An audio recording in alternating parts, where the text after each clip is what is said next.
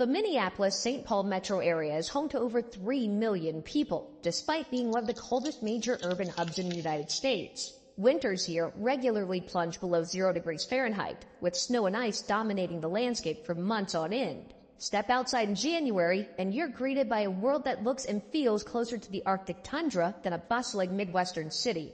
Faced with a climate that tests both machinery and human spirit, one can't help but wonder how, and more importantly why, over 3 million people have chosen to build their lives in this winter-ruled land. There are no two ways about it. Winters in Minneapolis-St. Paul are brutally cold. For instance, in January, average low temperatures hover around 7.5 degrees Fahrenheit, while daytime highs barely reach 20.3 degrees Fahrenheit. To make matters worse, there are times where the temperature can plummet to a bone-chilling negative 40 degrees Fahrenheit. Snowstorms are common, and some winters, the region receives up to 50 inches of snow. Icy gusts of wind can drive the wind chill to dangerously low levels, making even a few minutes outside feel punishing.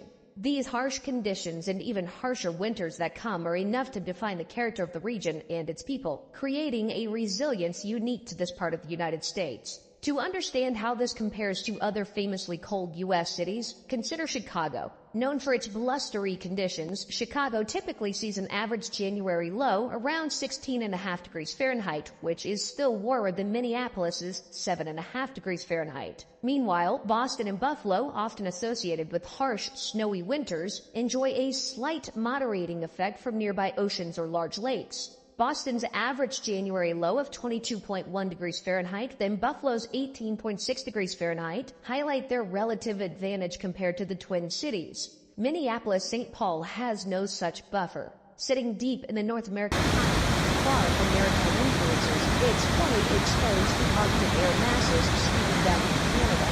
In fact, some Canadian cities at lower latitudes can remain milder during winter because of their geography and local weather patterns. History reveals just how brutal winters in the Twin Cities can be. Notable examples include the record-breaking stretch of 66 consecutive days at or below freezing from December 19, 1977 to February 22, 1978. Other significant cold spells include 42 consecutive days from November 22, 1983 to January 2, 1984, and a more recent 35-day stretch beginning on December 31, 2010. These enduring freezes illustrate the region's reputation as a winter powerhouse. While many cities experience cold snaps, few can match the Twin Cities' prolonged battles with sub-zero temperatures and freezing days. Despite its unforgiving winters, Minneapolis is among the fastest-growing cities in the United States. Over the last 8 years, its population has increased by 9.25%, making it the fastest-growing city in Minnesota. The metro area population reached 3,014,000 people in 2024, a 0.8% increase from the previous year. Between 2010 and 2020, Minneapolis and St. Paul accounted for nearly a quarter of the region's population growth. Suburbs like Lakeville, Woodbury, and Blaine experienced dramatic expansions, with growth rates exceeding 20%. Even after population losses in 2021, Minneapolis has bounced back, making it one of the few large metros to see renewed growth in recent years. While the state of Minnesota has seen fluctuations in its economic landscape and population trends compared to other states with steadier growth, such as Texas and Florida, Minneapolis has emerged as a vibrant and thriving metro area. Cities like Chicago, Detroit, and New York, while historically significant, have experienced setbacks due to various factors such as population decline, economic restructuring, and shifts in industry priorities. In contrast, Minneapolis has actually managed to reverse some of these trends, largely due to its diversified economy, investment in technology and healthcare, and a strong workforce. Why would anyone choose to settle in a place where winters bite so deeply? How did a city, now home to over 3 million people in its metropolitan sprawl, emerge from a land so defined by its harshness? The answer takes us back to a time when the mighty Mississippi River carved through the wilderness, offering not just a lifeline, but a promise of power, of prosperity, of opportunity. For those bold enough to face the icy frontier, the river and its surrounding resources were irresistible. The story of Minneapolis has always been one of resilience, a city shaped as much by its unforgiving climate as by the ingenuity of the people who call it home. As the next 80 years unfold, the city stands on the brink of transformation. its future likely to look very different from its past. But to understand where Minneapolis is going and what might become, we must return to its beginnings. From the thundering force of St. Anthony Falls, a stunning natural monument shaped by centuries of erosion and boasting a 49-foot drop, which also drove the mills that built an industrial empire, to Minneapolis's evolution into a modern metropolis, this city has always been defined by its ability to thrive against the odds. Long before the first European settlers arrived, the lands that now make up Minnesota were home to indigenous peoples, such as the Dakota and the Ojibwe. They knew how to live off the land. They understood how to hunt game, fish in the lakes and rivers, gather wild rice, and tap maple trees for syrup. They knew how to survive the cold by understanding nature's rhythms and working with the environment rather than against it. For them, the brutal winters were no surprise. They were just part of the cycle of the seasons. To the Dakota, known as allies, and the Ojibwe, who followed prophecies westward to discover food that grows on water in the form of wild rice, these lands were places of deep spiritual significance and abundant resources. Their oral traditions, religious practices, and governance systems were rooted in careful stewardship of their environment. For the Dakota, who called this place Minnesota Makoche, the land where the waters reflect the skies, the region's lakes and rivers were more than geographic features. For the Ojibwe, migration stories and their reliance on wild rice underscored a similar reverence for local resources. When Europeans arrived in what is now Minnesota during the 17th and 18th centuries, they did not enter an empty land. Instead, they encountered a region bound together by ancient trade routes and guided by the steady flows of great rivers. These waterways, the Mississippi, the Minnesota, and the St. Croix, were the living roads that had long connected indigenous communities to one another. Early French explorers, such as Pierre-Charles Lesueur and Daniel Greysolon, known as Sieur du Loup, were among the first Europeans to map and navigate these rivers and lakes. They moved through areas like the Mississippi River Valley, the shores of Lake Superior, and the forests and prairies beyond, forging new links in a chain of exchange that now reached across oceans. Their fur trading posts, often in partnership with indigenous trappers and hunters, became hubs of commerce. The Northwest Company's strong presence at places like Grand Portage showed just how far these networks extended. From the heart of what would later be Minnesota, goods like beaver pelts and other furs traveled to Europe, becoming part of a global market. Even the long, bitter winters did not scare away these traders or dim the importance of this northern gateway. By the mid-19th century, the character of the region began to shift. Larger numbers of European settlers, many from Scandinavia, Germany, and Ireland, arrived, each group bringing hopes, traditions, and a willingness to adapt. They were drawn by reports of fertile soils, thick forests, and wide rivers that could carry goods to distant markets. Between 1850 and 1900, Minnesota's population soared, rising from around 6,000 to over 1.7 million. These immigrants built farmhouses, raised barns, and planted wheat on the prairies, learning how to endure snowy winters and spring floods. They used the rivers for transport and energy, laying the groundwork for towns and cities that would eventually become thriving centers of trade and industry. The region's natural advantages that really stood out was at St. Anthony Falls on the Mississippi River. These falls, the only true waterfall on the entire length of the Mississippi, provided a unique source of power. In the mid-1800s, sawmills at the falls turned towering logs, floated them from northern forests into the lumberyard that built homes and shops across the country. Grist mills along the same stretch of river ground wheat into flour and would feed growing populations. Over time, these milling operations expanded and modernized, turning the small settlement near the falls into a city, Minneapolis. By the late 19th and early 20th centuries, three key industries, flour milling, lumber, and hydropower, defined the local economy. The energy harnessed from the rushing water fueled machinery, lit street lamps, and helped Minneapolis become a center of industry and innovation. The city's fame in flour production reached across the globe. In 1880, Minneapolis was recognized as the flour milling capital of the world, producing more flour than any other place. Two major companies stood out, the Pillsbury Company and the Washburn-Crosby Company. Pillsbury's mighty A mill, completed in 1881, was then the largest flour mill on the planet, producing thousands of barrels of flour every day. Over time, Washburn-Crosby emerged with several other milling interests, forming General Mills in 1928, a name now known worldwide. Lumber was another key piece of the city's rapid growth. The vast, white pine forests of northern Minnesota seemed endless at first. By the late 1800s, lumber mills at St. Anthony Falls were sawing through millions upon millions of feet of pine each year, sending it off to meet the housing and building needs of a booming nation. Yet this prosperity did not last forever.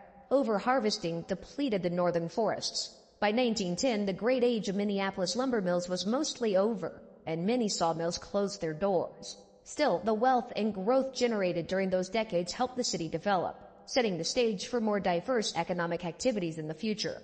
Meanwhile, hydropower, the energy of falling water, played a central role in shaping the city's destiny. At first, simple water wheels powered the mills. Later, as technology advanced, turbines and hydroelectric plants replaced older methods. By 1908, Minneapolis had 3 major hydroelectric plants producing reliable, renewable energy.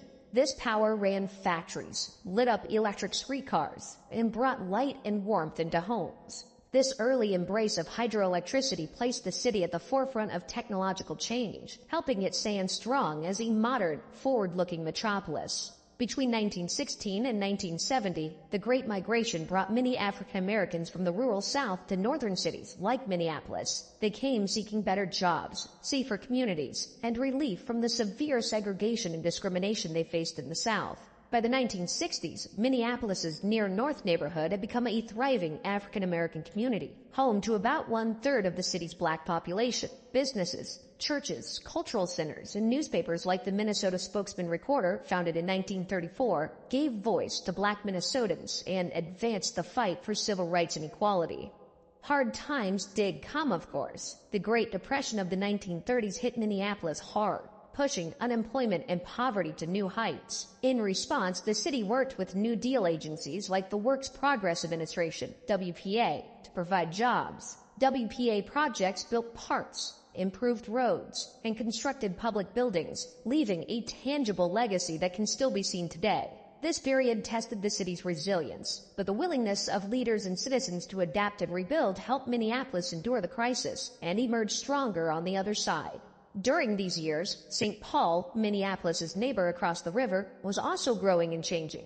Once just a small trading post, St. Paul became a major river port because it was the northernmost spot on the Mississippi accessible to large steamboats. As the railroad age dawned, St. Paul served as a vital hub connecting the upper Midwest to the rest of the country. By 1900, St. Paul's population surpassed 163,000, and the city prospered through shipping, commerce, and the movement of both goods and people. The two cities, closely linked yet distinct in character, came to be known as the Twin Cities. Together, they formed a metropolitan region greater than the sum of its parts. Throughout their histories, both Minneapolis and St. Paul benefited from the traditions of their immigrant communities. Each ethnic group, Scandinavians, Germans, Irish, African Americans, and others, helped shape neighborhoods, religious institutions, and cultural life. Scandinavian immigrants included folk music and dances. German newcomers brought brewing and cultural clubs, and African Americans created strong networks and fostered jazz, blues, and later on, new forms of music and expression. Each group brought fresh energy to the region, blending old traditions with the possibilities of a new home. By the time the mid-20th century rolled around, Minneapolis-St. Paul had become a major metropolitan area. Its resilience in the face of cold winters had paid off. The foundation was set for future growth, opportunity, and prosperity. Today, the Minneapolis-St. Paul region hosts numerous Fortune 500 companies, including Target, 3M, Best Buy, General Mills, and United Health Group. This clustering of major companies has helped drive a strong job market. The Twin Cities economy is notably varied, ranking as the 17th most diverse among all 384 metropolitan areas in the U.S. This diversity means that if one sector struggles, others may pick up the slack. As of 2024, the unemployment rate in the Minneapolis-St. Paul Bloomington area is about 3% lower than the national average. The varied economy, with strengths in retail, medical technology, finance, manufacturing, healthcare, and more, makes for a stable and reliable environment for workers and entrepreneurs alike. Minneapolis has also emerged as a vibrant hub for startups and innovation, particularly in sectors like technology, renewable energy, and food science. This growth is supported by a robust ecosystem that includes initiatives, co-working spaces, accelerators, and a collaborative community. Programs like Launch Minnesota, a statewide initiative led by the Minnesota Department of Employment and Economic Development, aim to accelerate the growth of startups through grants, tax credits, and educational programming. The program also provides a statewide network to support the startup ecosystem, helping entrepreneurs connect with resources and collaborators. Spaces supported by Launch Minnesota offer modern workers and entrepreneurs access to resources and networking opportunities. Notable accelerators like Techstars Farm to Fork, supported by Cargill and Ecolab, focus on food tech innovations, while the On-Ramp Insurance Accelerator, partnered with Alliance and Securian Financial, supports startups in the insurance sector. Another major draw is affordability. Compared to coastal cities like New York, Los Angeles, or San Francisco, where housing prices often soar beyond the reach of middle-class families, the Twin Cities offer more reasonable living costs. As of 2024, the median listing price for homes in the Minneapolis-St. Paul Bloomington area stands at $420,000. This is still a significant sum, but it is far below the seven-figure prices common in some coastal markets. This relative affordability allows families to find comfortable homes with yards and easy access to schools, parks, and workplaces.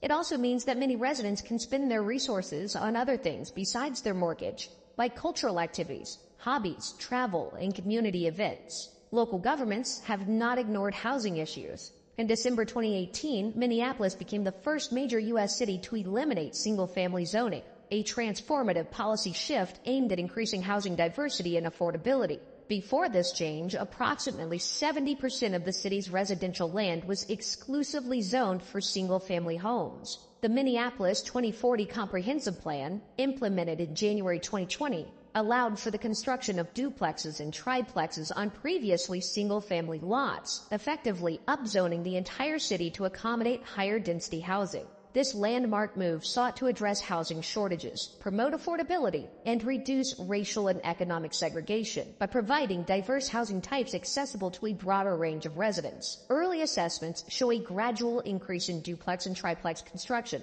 contributing to the city's housing stock. Complementing these zoning reforms, initiatives like the City of Lakes Community Land Trust, or CLCLT, play a vital role in promoting affordable homeownership in Minneapolis. This nonprofit organization acquires land and maintains ownership, allowing low to moderate income individuals and families to purchase homes situated on this land. By removing the land from the speculative real estate market, the CLCLT ensures that homes remain perpetually affordable, even as property values rise. It provides financial support and education for homebuyers, stabilizes neighborhoods by maintaining affordable housing, and preserves affordability for future buyers through long-term stewardship.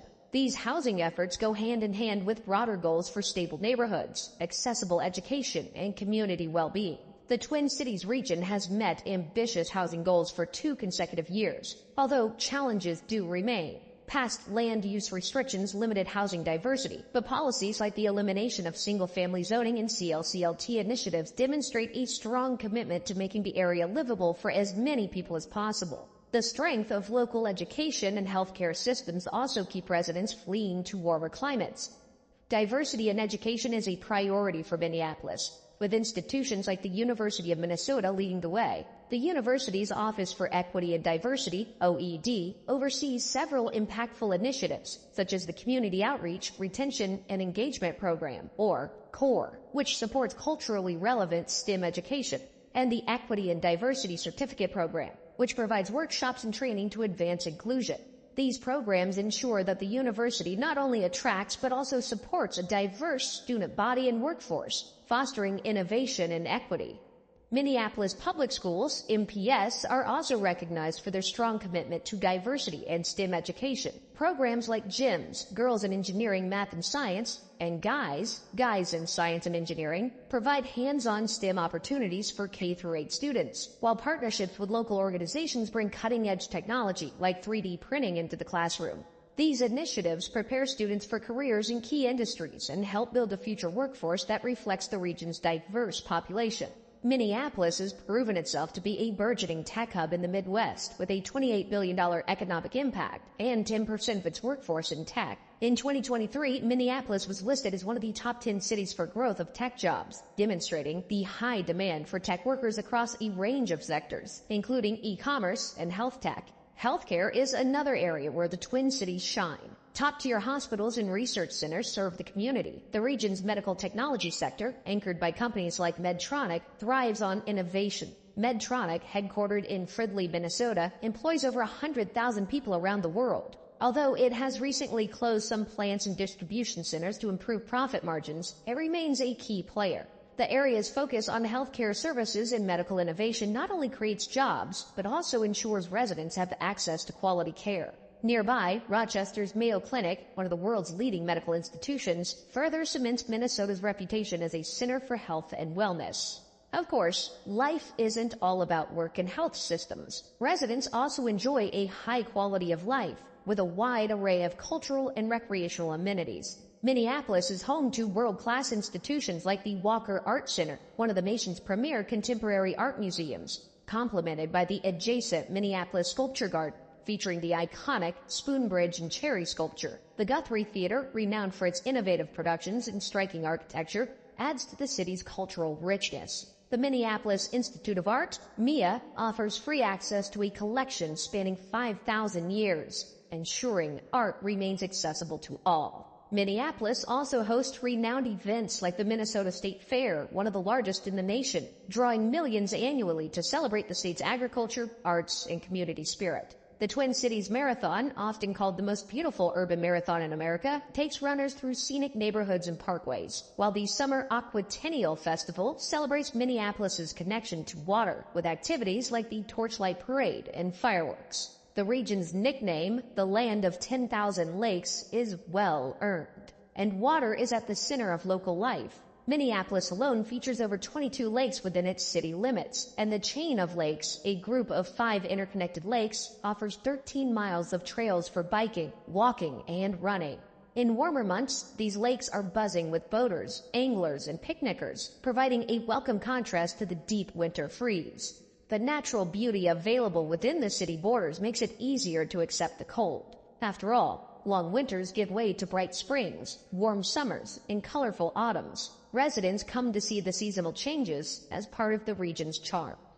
Good governance and civic engagement also play a role. Minneapolis and St. Paul both invest in schools, libraries, and local services. The University of Minnesota, Twin Cities, for instance, ranks 54th among national universities in the 2025 edition of Best Colleges. Good education, combined with well-funded public institutions, builds trust and community pride. The Minneapolis Central Library, for example, goes beyond lending books to serve as a community hub. It hosts social services and brings neighborhoods together, illustrating how public spaces can address community needs. This sense of collective problem solving can be seen everywhere, from how the cities plan their road maintenance for snowy conditions to how they organize cultural events throughout the year. People in the Twin Cities know that winters are tough, but they approach the season as something to be managed, not feared.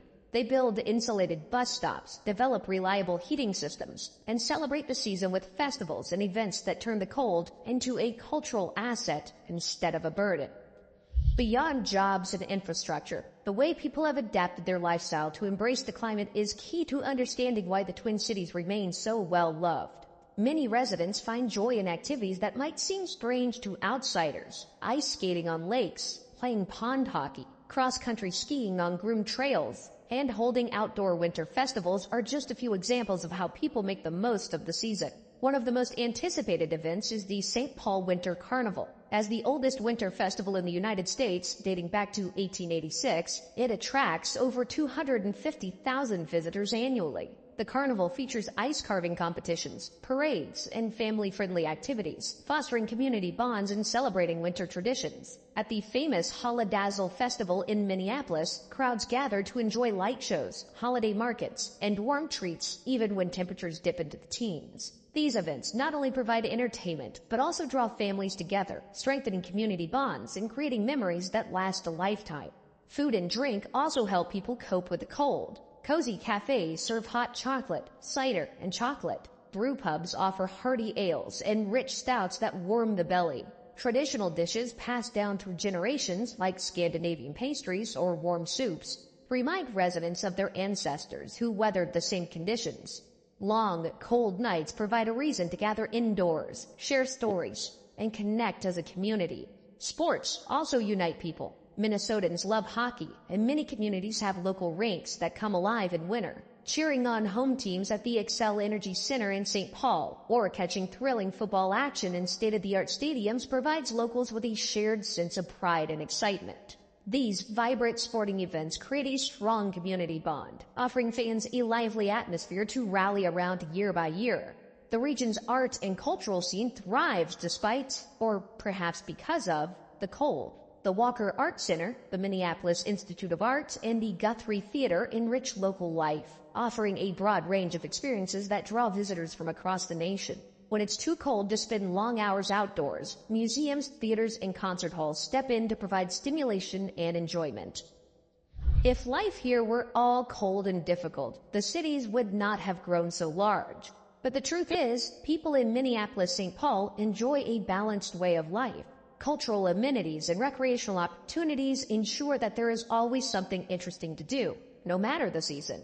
And when it comes to the job market, many would say that Minneapolis-St. Paul is thriving. The Twin Cities boast a robust job market that supports high-skilled industries such as healthcare, technology, finance, and advanced manufacturing.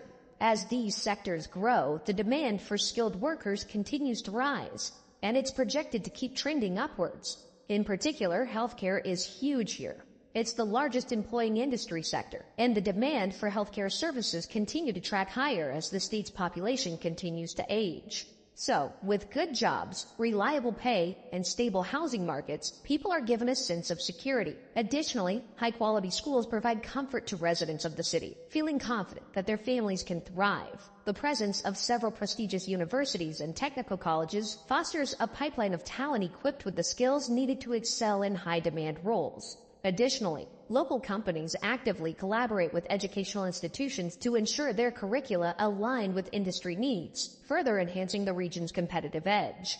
On top of that, Minneapolis and St. Paul are known for their strong civic involvement. Community meetings, local advocacy groups, and neighborhood associations help maintain a sense of shared responsibility. This kind of engagement creates trust in public institutions and encourages creative solutions. When the pandemic years and subsequent challenges tested many urban areas, the Twin Cities continued to adapt, drawing on their tradition of cooperation and social ties. Yes, the Twin Cities are chilly, but that cold, over generations, has helped shape a warm and welcoming community. More than 3 million people call this place home, not because they have to, but because they want to. That is the true story of why so many live and continue to live in America's coldest major city. What about the 10 cities Americans don't want to move to anymore?